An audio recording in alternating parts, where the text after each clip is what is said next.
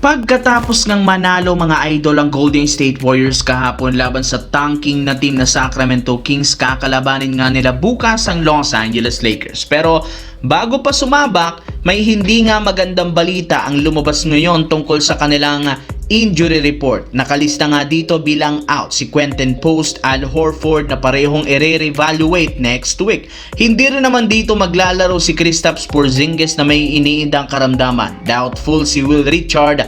Probable naman si LJ Cryer, habang questionable si Nagi Santos, Charles Bassey at maging si Stephen Curry na ininda muli ang injury nito sa kanyang tuhod last game.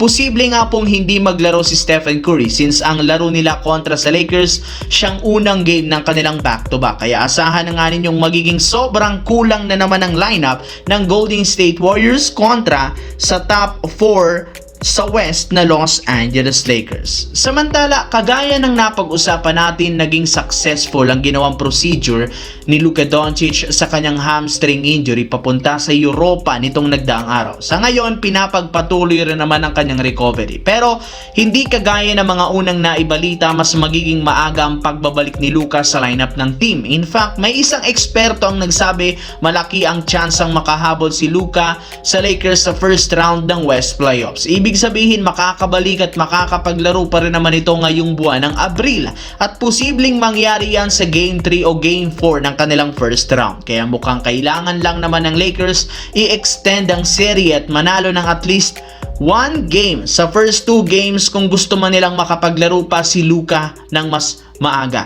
Isa pa itong napakagandang balita para sa Lakers dahil nangangahulugan ito na may pag-asa pa rin silang mag-advance sa second round ng NBA playoffs kapag nakabalik na sina Luka Doncic at Austin Reeves.